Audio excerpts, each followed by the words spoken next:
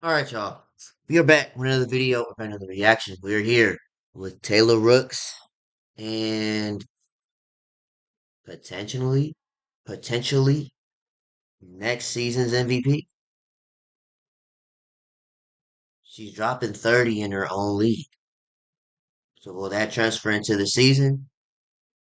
But before we even get into next season, she's gonna talk to us about Unrival's launch and opens up about the finals. Yeah. Anyway, into it.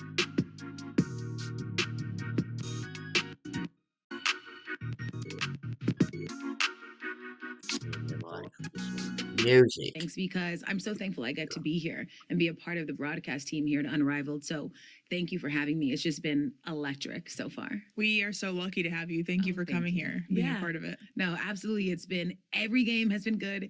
You all have thought about everything. We're currently in the content studio at you all's headquarters. We've got esthetician. You have the best trainers. I mean, you've got the Sephora makeup room. It's just all been handled. So it's just been really, really great.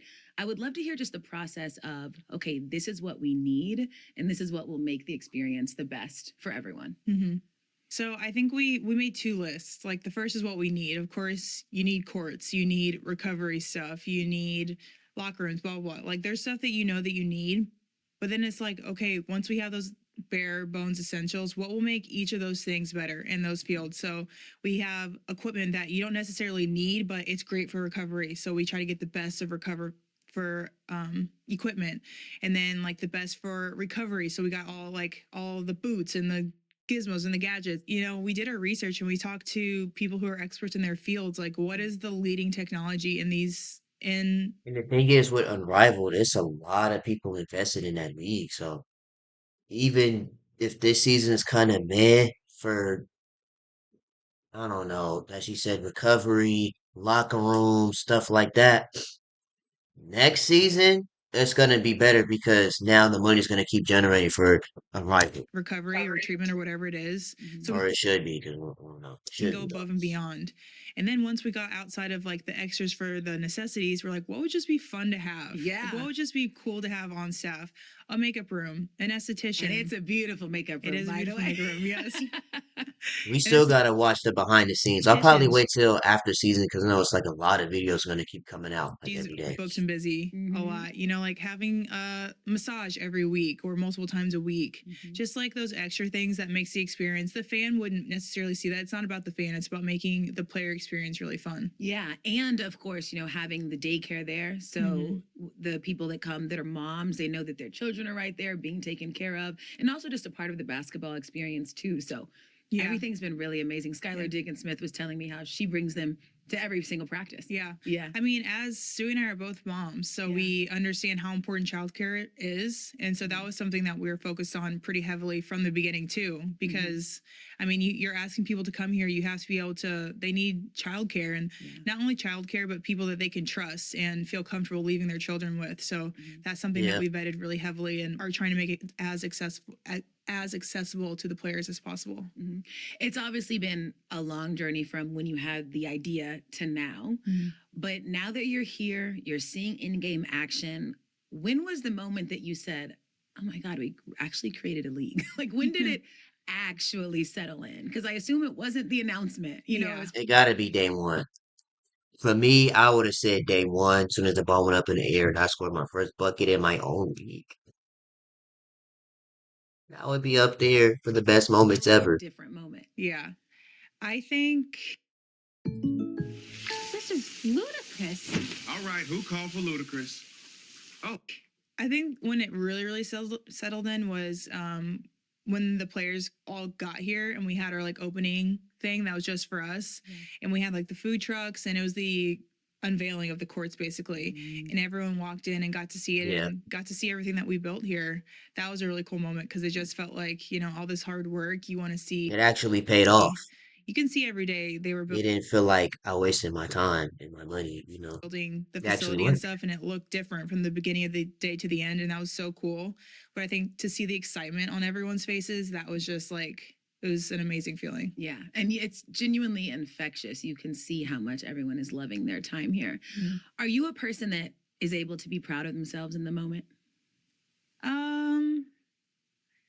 Honestly, I feel like I'm not proud of myself. I'm proud of the people who I feel like there are people behind the scenes that don't get the recognition that are putting in so much work. I am so incredibly proud of them because I just see the hours that they're spending in this, the emotional, like physical, everything toll that this is taking for them to make this the best experience that they can make it for us. Yeah. And so I am so proud of them because like it's not easy. You're a startup business and it's a league that has so many eyeballs on it. Yeah. And we want it to be great. We want it to be great for the players and for the fan and for everyone. The expectations are really high and we're happy for that. We want to meet and exceed those. So I'm proud of the work that they put into that for sure.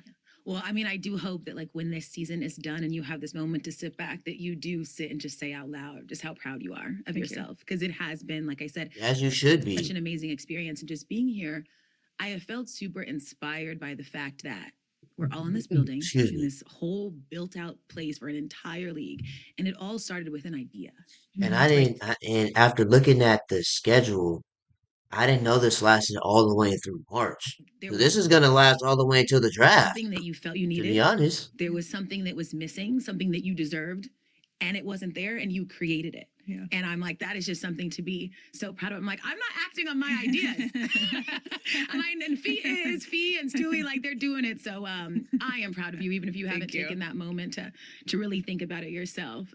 It's been really cool. Thank and you. proud of everything you're doing on the court too. I got to be there for your crazy performance. I think 30 He was dropping 50, 30, and 27. points, 18 rebounds, Like, man, just complete domination. that's crazy to do that in your own league, though. For you, That what hit does it different. mean to dominate? And do you feel like you're doing that right now? Unrivaled is the league's leading scorer. Tell me, this could potentially be the MVP of next season. What it feels like to dominate, I think I don't really notice in the moment as much because you're just so focused on winning and you're so in the game. Like I didn't know I had that when the game was over until you told me, like, you know, on the broadcast.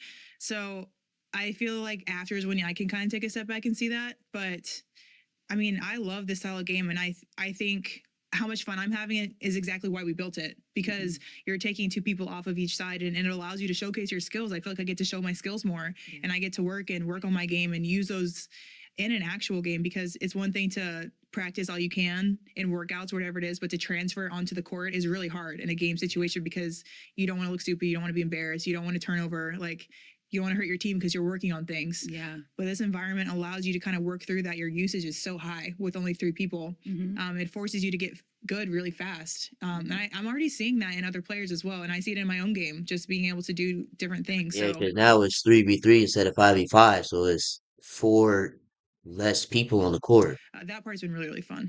for 2 for one team, 2 for the other team. It's also cool 5v5. because the off season, of course, is about So development. now you really have to work on your game, get in your bag, But this as they is almost say. like measurable Get a bucket. development. So you feel yourself getting better. And then sometimes there's actual results, if they're wins, that show that you are getting better and you're continuing to build with your team. And to your point, so many players have had really amazing experiences. And I was watching the game thinking, which player pitch do you most remember? Probably the early ones, like Chelsea was an early one. Who was the first that agreed? Excuse me. I don't remember. I feel like it might have been Chelsea. Okay. I feel like it might have been Chelsea. Don't quote me, but she was definitely like She a was one of really the early first. one. Yeah. Mm-hmm. And I remember that just because, you know, obviously Stewie and I were in there first, and like getting the buy-in from other players is crucial. We wanted this to be the best players in the world. So going out to get them and trying to explain to them something that's never been done, like a style of play that's never been done before. That part was kind of hard, but I think really selling them on the ownership piece of being able to have equity in a league that you're playing in, be able to make money off this sport that in more of a way, in a more impactful way than we were doing at that time, the salaries that we wanted to add, and just like how revolutionary we thought this could be, selling that dream to them. I remember just doing that in the early days. It was like scary and fun, and just trying to get them to buy in. It's like crazy to think back on now. Yeah. Okay. So when you're going to pitch to Chelsea, right? But you're talking to Chelsea or whoever was first, and there isn't always a player you can say, okay, we have this player, this player, this player. So you were really leading with those things like the equity and the innovativeness of the league. Yeah. Because when you're going after the first people, you can't say these people are already going to do it. So we already have, you know, some people who are in. you just have to sell them on the dream. Like, this is what it could be. We need you to make it happen. Yeah. Like, we can then use your name to say, we have Chelsea, we have so and so, and then that kind of gets the ball rolling. For sure. Yeah. Now, of course, everybody has their own schedules and lives and things they have to do, so no harm, no foul. But was there a player you pitched you really wanted that you didn't get? This is a good question. Because now this could either be clipped in a good way or a bad way. So let's see what she says. Um, Let's see what she says. I mean, yeah, I can't name any names, but Yeah. of course we go after all the top players, Mhm. and this is always going to be a league for top players, and we're always going to have room for them. So even if it doesn't work this year, like, we're so confident in what we're building here. We feel good about sustaining, keeping top players in this league. Yeah. And for Yeah, because even though there are some really good players in Unrivaled now, hopefully next season that the star players can see Unrivaled, like, you know what I mean, next year I might just, throw on a little Owls uniform, mist uniform, for all those people did it seem and maybe even have new teams. like I don't everyone know. was still open That'd to be dope too. potentially doing it another season, another time. Yeah, I mean, a lot of factors go into it. This is, again, it was so unknown.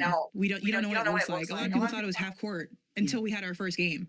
Right? Because I'm thinking like 3v3 full court. Like, ain't no way it's got to be half court. Like, Mhm. it's so unknown that Wow. you don't know how your style is going to line up. You don't know what it's going to look like. It's a startup. No one knew we were going to have all these brand sponsorships, and we were going to have, all this money coming in, and you might have other commitments that you already had. Whatever the reason is, Yeah. you don't really begrudge people for not wanting to do it. You have to rock with what you've got, and Mhm. I think we're doing great with the people that we have here. Yeah, of course. Okay, well, speaking of the people that you have here, I'm very, very, very excited about this one-on-one tournament. Yeah.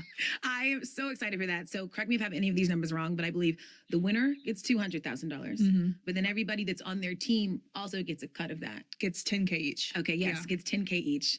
Amazing. I hope Yeah. everyone's going to sign up just for the chance. I know. Yeah. Just to try. Yes, Yeah. just to give it a shot. Dude, what? Oh, That was me. First in line. Give me my tell me money. like your 3 dream matchups for that. Who do you want to see go one-on-one? See Enrique versus Collier Copper. Chris. Oh, you don't need me. Like a good. What would Angel Reese versus Brittany Griner look like? I don't know. But my number one would be Enrique versus Collier Copper. Ooh. That'd be cold. It would be really fun to see like Enrique and like Rakia go one-on-one because their styles, like, they're so shifty and like skill oriented. That would be really fun. I'm sure it's gonna be fun for people to see me and Stewie go against each other. The owners of the league. That's what I was gonna say if you didn't say it. Yeah. I know what the people want. Who gets the edge? Oh, the rematch. The finals rematch.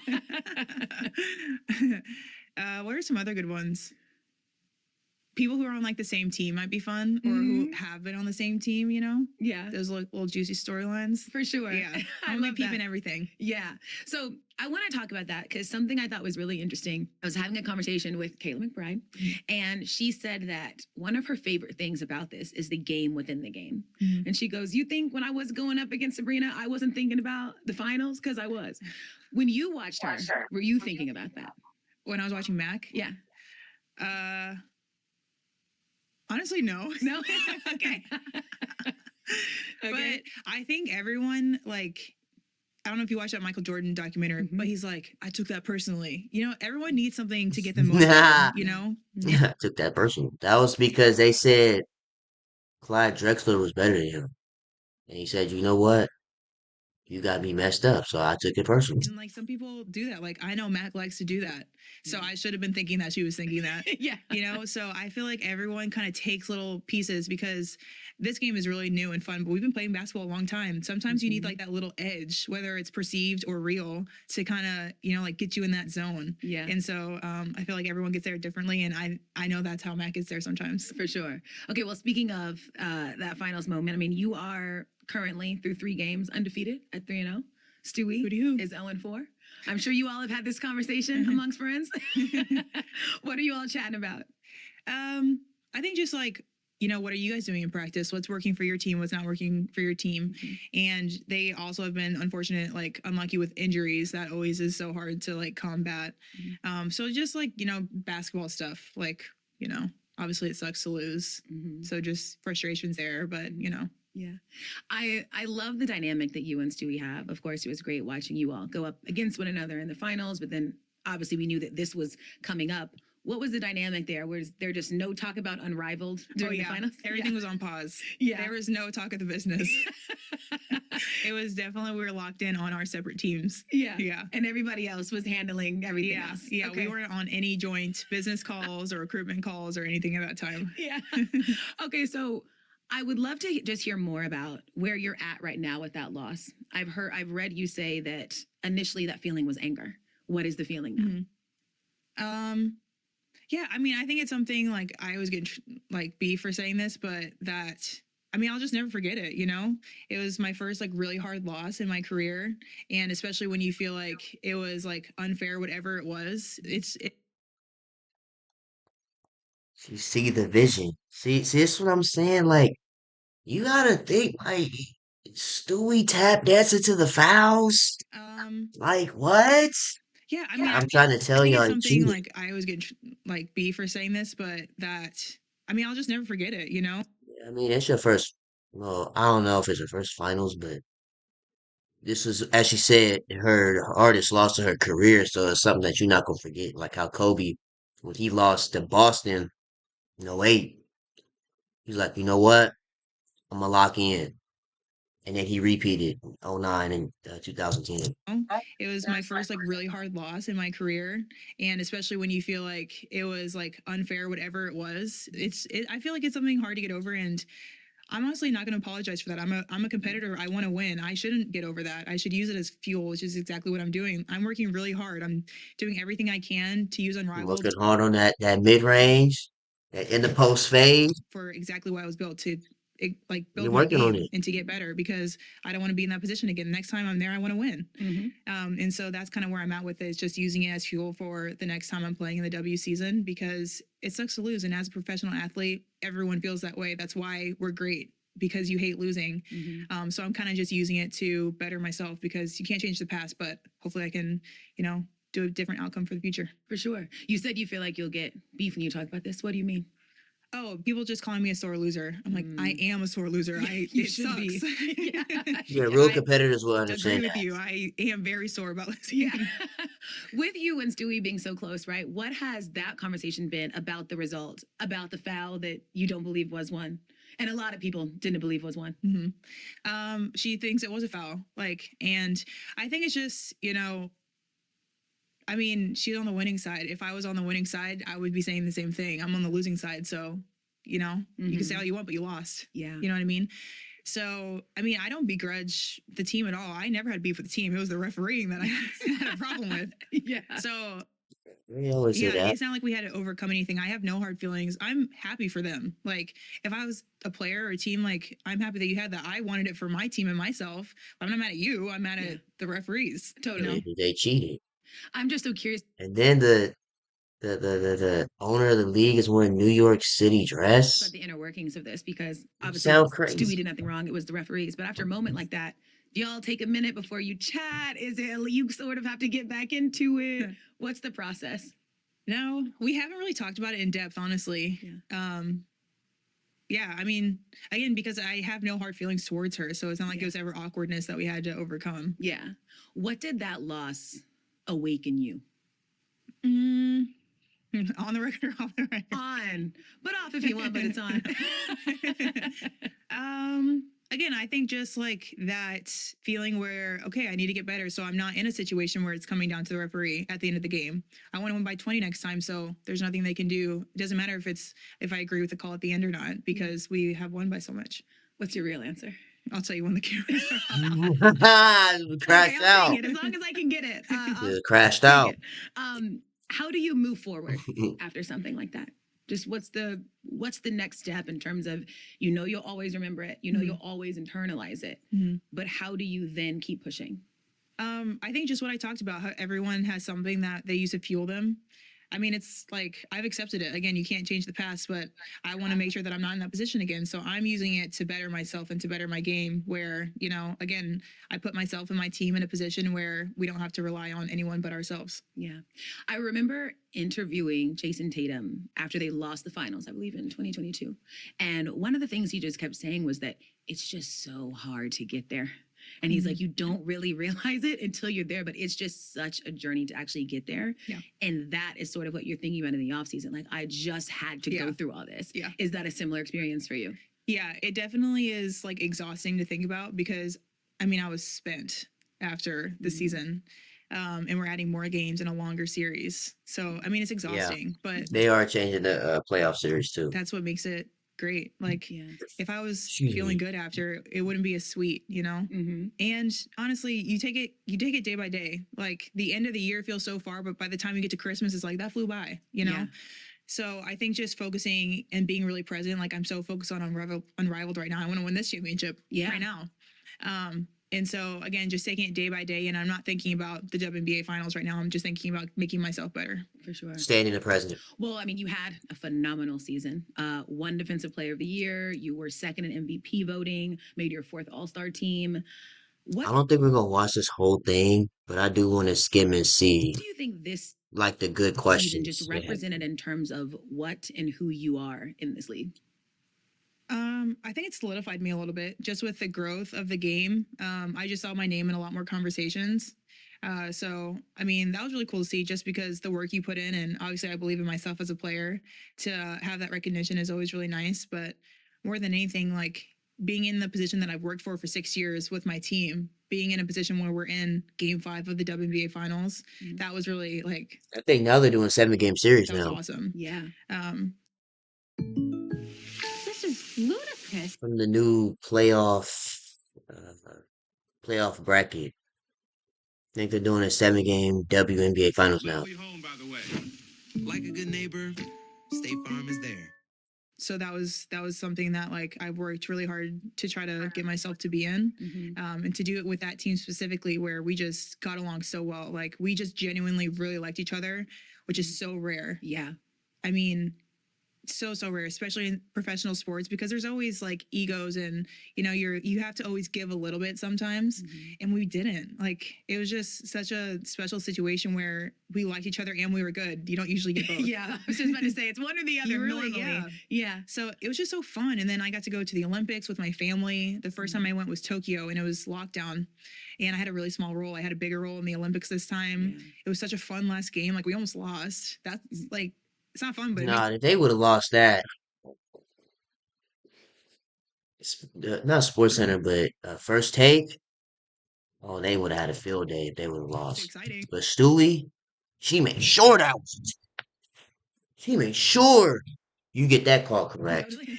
Keeping us You on our know? toes. Yeah. Yeah. I got to do that and be there with my family. Long My 2-pointer. daughter was there. It was just a really fun year of basketball. The finals was great basketball. It was like so fun to be a part of. I know people enjoyed watching it. The I crowd did. turnout, just the explosion in women's sports that we're When seeing. people, "Oh, they ain't pulling no numbers." Well, a lot of people was All watching. while building Unrivaled and like the momentum that was getting, and recruiting players and talking to investors and brand partners, and having the lead up to, okay, we're going to start building soon and closing our round. It was just a really exciting, like fast paced, busy year. Exciting. Yeah, it was really fun. Yeah. Into like WNBA. Gotcha. Yeah. Okay. But I mean, I feel like you are very much so there. Maybe not I feel like all I'm the a way, rising but star. yeah, Like if yeah. you don't, I feel like if you don't watch WNBA, I'm not as well of a known name. Like if you watch women's sports, I think you know my name more. Yeah. But I mean, second Facts. in MVP voting, they should all know your name. They should know. But I hear you. Because I know I get it. A lot of people was Caitlin Clark. It's just a WNBA. Yeah. I don't know if I've ever really thought Even about. with Angel I Reese. hear what you're saying because, right, superstar, a lot of that could be like sponsorships or commercials or just how much you're out there and how you're marketed and things like that. But when you're talking about the impact that a player has like on a team and on the league and their standing, and when they're on that court, there's a very good chance they are the best player. I'm like, that is a superstar in the league. And when it comes to that, I feel like you absolutely are that. Do you think that on the court you have crossed that threshold? I think so. Yeah. And I feel like I've worked really hard to do that. For sure. Just like impact my team in more than one way. So, Mhm. you know, like more than just scoring. So I try to be obviously really active on defense. Mhm. And in more ways, even in the stat sheet, like, you know, deflections, we count that as a team. It's not an actual stat, but also growing my leadership style. I'm not naturally a really vocal person, but the past several years, I feel like I've really tried to grow in that because one, I knew Sylvia was leaving and she was like our Yeah. leader on our team. And usually, I mean, Sylvia Fowles. See, I wouldn't know about that Lynx team, man. They had Lindsay Whalen, Maya Moore, Simone Augustus, Sylvia Fowles. coaches would Man, that was a good time, that 2016 versus the Sparks. telling me this Man, that from, was a you know, crazy several years ago finals. when she was trying to get me to be in this role and kind of prime me for still leaving. It's like usually your best player has to be the leader on the team because you're setting the tone for how everyone else is going to be. Mhm. And like if I'm going to be in that position, I want to make sure that I'm a good leader for my team, that they can come to me and that I can lead them appropriately into where we want to be. Yeah. As I was researching for this, there was a Washington Post article about you. Great article. The headline was, "She's the superstar nobody talks about." Within my sport, like I want to be known in my sport for being a great player. Mhm. That's more important to me. And so I care about that a lot more than being like what I said before as a superstar. Yeah. I think in that same article, they had a quote from your husband, Alex, and it was something to the effect of like, "I tell her to be an asshole," or like, "I Yeah. want her to be more of an Yeah. asshole." What do you think he means by that? And do you think that you should add more of an element of that to your personality on the court? Mamba mentality. Yeah, he thinks I'm too nice for sure on the court. Yeah. I don't know. I think also there's like a nuance in our sport. Like not everyone receives well being yelled at. And like he's a guy, he came from men's sports where I feel like that is a little bit more the norm. And so I don't know if he gets it all the way, you know. But I feel like too, it's something I'm working on too in my leadership style, just being able to like hold people more accountable, and being more vocal in that way. It's hard for me like naturally to do that, and again, it's something that I've been trying to work on because I do think that's a really important quality in a leader. You have to be able to hold people accountable, otherwise, you know, Yeah. like it's gonna be mayhem. Yeah. You have You just basically just to have there. laws, You're just the best player, but you're just there. rules, you For know. sure.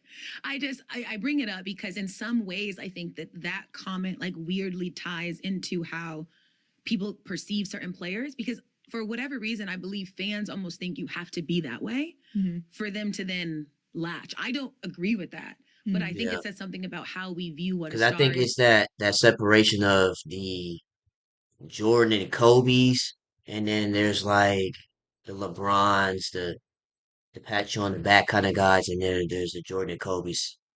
If you're not playing well, don't even think about putting my shoes on type people. Is You what know? a superstar So is everybody has different ways of leadership and how much people want and you getting the best out of their to be teammates. that like in your face kind of person, even if it just simply isn't who you are. And I don't necessarily think people have to change to fit that, but it feels like you're always being asked to change to fit that, if that makes sense. I agree with you 100%. Yeah. I've said that multiple times to my family. Yeah. Yeah. Okay. And it's like, it's good to be nice. I feel Yeah. like I'm nice. Yeah. Everyone likes the nice person. Yeah. Nobody likes a jackie Like, all the time, you know? like you know what you can do, you know what I mean, and then not doing it is the frustrating part.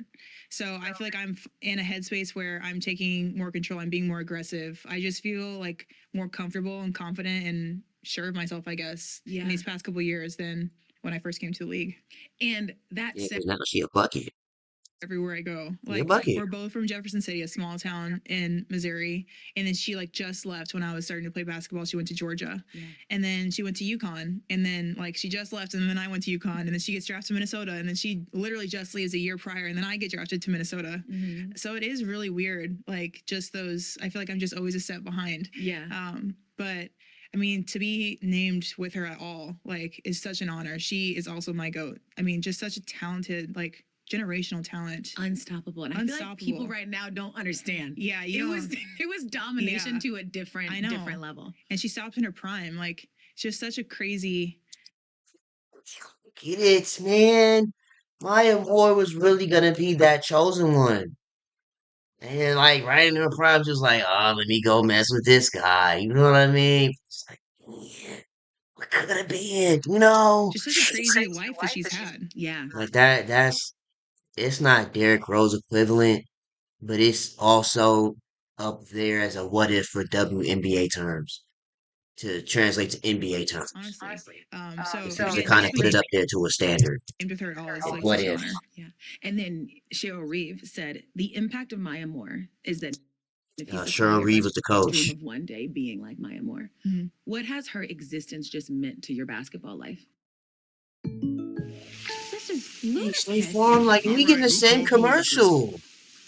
Let me get this premium, bro. I'm She was a tired of role model this. that I could look up I'm to, gonna get premium for real. I'm especially tired in of a the same time where commercials. women's sports wasn't super accessible Mhm. and you couldn't see it everywhere. Just having someone from my hometown that grew up to be an amazing basketball player, someone who I do feel like I'm so like, Mhm. where looks like me, and like I can model my game after her. And we went to this, we're from the same place, we can go to the same school. Just Yeah. someone who's like accessible in that way. Mhm. I think it's just so important for little girls to have, little Yeah. kids, not even little girls, boys or girls to have. Yeah. And so that is like something I'm really excited about with the growth of women's sports, is to have that accessibility, because not even only little girls, like I said at the games, but little boys too, like coming up, just kids like Mhm. idolizing you and wanting to be like you. It's just like a really amazing feeling, and it's definitely like a heavy weight, because you should take that really seriously. Mhm. But it's amazing that we have the opportunity to be in that place, to be that for someone else. Yeah. Well, I mean, I would say you take it very seriously. We are Mhm. here at a league. It just, we all go through the same thing, and it's really honestly harder for the places where some people have more than others. Like I'm fortunate at Minnesota to we have great facilities, and it's a very professionally ran organization, and not everyone has that. Mhm. And so especially for those players, like so many have come up to me being like, this is great, we don't have this here.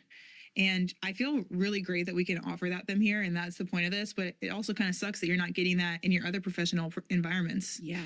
True. And so, yeah, I mean, I feel like Pain Point kind of just hits it on the nail of the head. It's like, it's a pain that we don't have these. Like, we're supposed to be professional athletes, and we're not treated like that. We are practicing with the general public, or we're changing in front of strangers.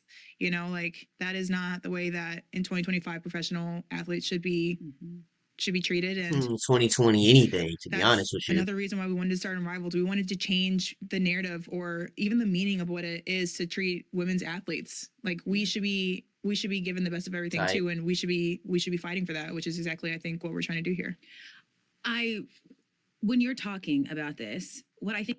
And so content was like a huge thing for us here. And then of course, like if you're not going overseas, people don't just go there for the money. They also go there to grow their game. It's really hard to do that in Their one-on-one game, their brand. trainings. Like if you're not actually playing basketball, it's hard to simulate that. Yeah. So you still needed to get better. And so I think even if we had the best of the best in the WNBA, Unrivaled would still be needed, because we're not playing year round. We're not playing in traditional basketball season, and we're not getting seen as much as we are here. Frankly, we're on prime time every single night that we play. And it's great. It's really great. TNT, True TV for all of them. Very accessible. Getting 2% of it. Yeah. So they're handicapped in a lot of ways that we aren't here. What is it that, if just Talking about money wise in generally, overseas, you would want people to know and understand about what can make life in the W better and easier? Just anything that can make it better there. Yeah. Yeah. You're like, all of it?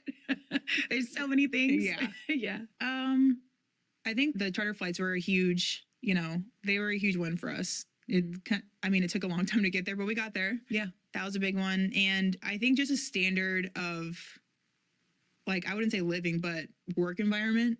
So we all need like private facilities. We need private changing rooms, just a space that's only for our team, that's not accessible to like the general public, because not only is it super unprofessional, it's a safety hazard. Absolutely. We were just talking about how much the game is growing, and to allow people we don't know to come in and have access to people who, like, hey, who are you? How you get in here? Crazy people out there. Oh yeah, like, it's a security Right? risk. it's a to not security do it risk. that You way. don't know. Yeah. So I think just a standard of work environment is like the next step. Yeah, absolutely, for sure. Before we go, I of course want to talk to you some about beautiful Mila. Yes. She's the best. I saw her at a game the other day. She's always smiling, by the Yeah. way, and just like the cutest. She looks so much like you. Like has your cheeks. It's just she is precious. Tell us about how she's changed your life.